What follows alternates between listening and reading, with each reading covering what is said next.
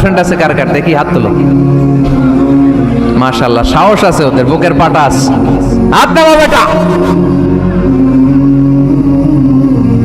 এই গার্লফ্রেন্ড বয়ফ্রেন্ডের সাথে আমাদের কোনো সম্পর্ক, আমরা বিয়ে করব। কি করব? বিয়ে করব।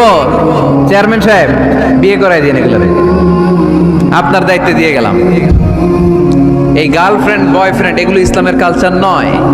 বিয়ের চেয়ে ভালো কাজ পৃথিবীতে হতে পারে? বিয়ে করতে গেলেই বাবে বলে আগে নিজের পায়ে দাঁড়া। তো এতদিন ও কার পায়ে দাঁড়াইছে? ছেলে মেয়েদেরকে সাহস দেন, ছেলেও পড়বে। ওই যে একজন চিল্লান দিয়ে উঠছে, ওর কমন পড়ছে, কমন পড়ছে। মাশাআল্লাহ। গার্ডিয়ানরা যারা আছেন ওদের দুঃখ কষ্ট একটু বুঝছেন আপনারা, মিলাই দিয়েন ওদেরকে, বিয়ের পিড়িতে বসায় দিয়েন। বিয়েতে কল্যাণ, বিয়েতে বরকত। বিয়ের মতো ভালো কাজ হতে পারে না। সব নবীরা বিয়ে করেছেন। আর নিকাহ মিন সুন্নতি, বিয়ে আমার সুন্নাত। ফামান রাগিবা আন সুন্নতি ফালাইসা মিন্নি, যে আমার সুন্নতকে ভালোবাসে না সে আমার উম্মত হতে পারে না। বিয়েটাকে সহজ করে দেন। যেই সমাজে বিয়ে সহজ ওই সমাজে জিনা কঠিন, তাই না? যেই সমাজে জিনা সহজ ওই সমাজে বিয়ে কঠিন। আমাদের সমাজে জিনা করা সহজ, বিয়ে করতে লাগে 10 লাখ, জিনা করতে লাগে 1000, ঠিক কি না? 10 লাখ টাকা ছাড়া বিয়ে করা যায় না। এটা লাগবে, ওইটা লাগবে, এই দাও, ওই দাও, মোহর দাও, বিশাল অঙ্কের মোহর। 10 লক্ষ টাকা ধার্য না করলে মেয়ে দিবে না। এরকম আছে না নাই? না, এগুলো আসলে ইসলামিক কালচার না।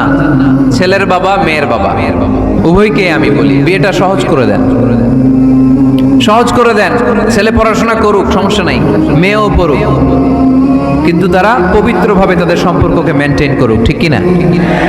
তাদের এই যৌবনের তাড়নায় যে পাপের সাথে জড়াবে তার পার্সেন্টেজ গুণা বাবা হিসেবে আপনার কাঁধেও আছে না নাই? এজন্য বাবারা সাবধান, মায়েরা সাবধান, বিয়েটাকে সহজ করেন। এই এলাকার যুব সংঘ যারা আছো, তোমরা একটা ক্যাম্পেইন করবা এই মাহফিলের পরে, টাইমলি ম্যারেজ ক্যাম্পেইন। সময় মতো বিয়ে দিতে হবে, দেরি করা যাবে। বাপ মা বুঝে না, একজনকে হুজুর আব্বাই বুঝে না। গার্ডিয়ান যারা আছেন একটু সদয় হন। ওরা যে পাপের সাথে, পাপের রাস্তা যে ওরা চিনে যাচ্ছে, পাপের পথে যে জড়িয়ে যাচ্ছে, আল্লাহর সুপ্রিম কোর্টের কাঠগড়ায় আসামি করে আল্লাহ সেদিন আপনারে দাঁড় করাবে। ওয়াল্লাযীনা হুম লিফুরুজিহিম হাফিযুন, দে গার্ড देयर প্রাইভেটস। মুকদ্দামাতুল হারামে হারাম, এট এ গ্ল্যান্স। একটা নারীর দিকে চোখ পড়ে যাওয়া এটা হারাম না, কিন্তু এই চোখ পড়ার কারণে এটা জেনার দিকে নিয়ে যাবে, এজন্য এটাকেও হারাম করেছে কে? মুকদ্দামাতুল হারামে হারাম। এই নজরটা বড় খারাপ।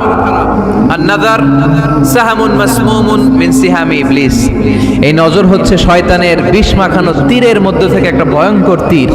এই তীর দিয়ে শয়তান যুবক আর যুবতীদেরকে কাবু করে ফেলে।